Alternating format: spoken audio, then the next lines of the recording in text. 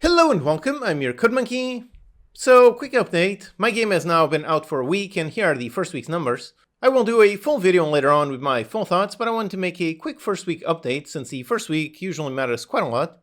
If you haven't picked it up yet, check it out on Steam, and if you do have it, please write a review. It is currently at just under 50 reviews.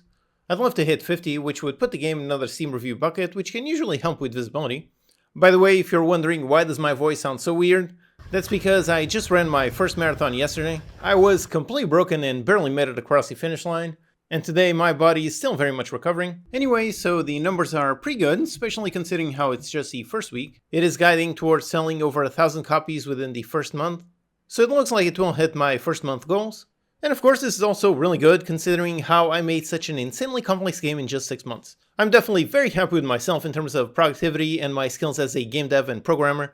The amount of code that I wrote in such a short amount of time is really quite surprising even to myself. And it's all really high quality code. There's only a handful of places where I made something quick and dirty, but for the vast majority, like 95% of the code, it's all really well structured. So I'm definitely very happy with how much I've grown as a programmer since my last game.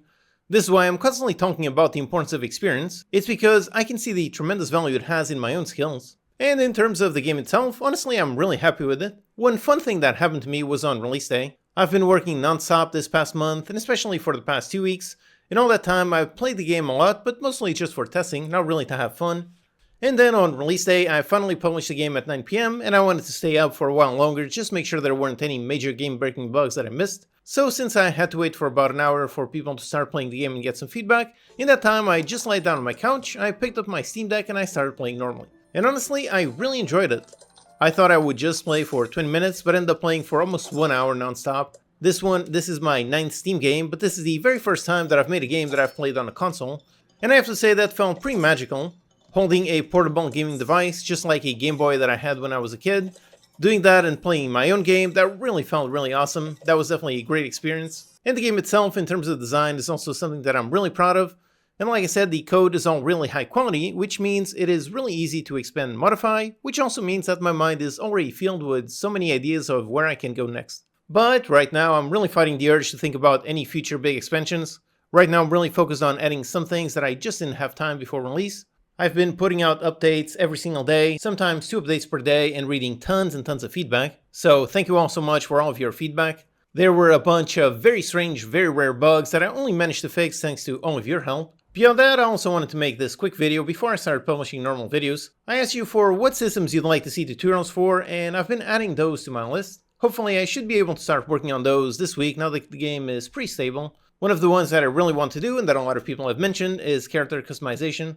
The other day I checked out the Unity Asset Store, which is currently having a sale, and the assets that I used for my own characters. This pack with tons of characters, tons of body parts, this one is currently discounted.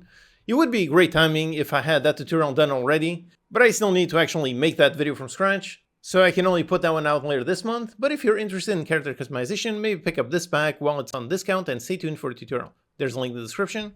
Another great asset that I also use in my game that is also part of this sale is over here, the text animator. This is a really excellent asset, it's really easy to use. Personally, I use it to polish up the text in my game, just making it automatically write in a super simple way. It's a tiny thing, but it really helps the game feel much more polished. So this is another simple tool that I highly recommend.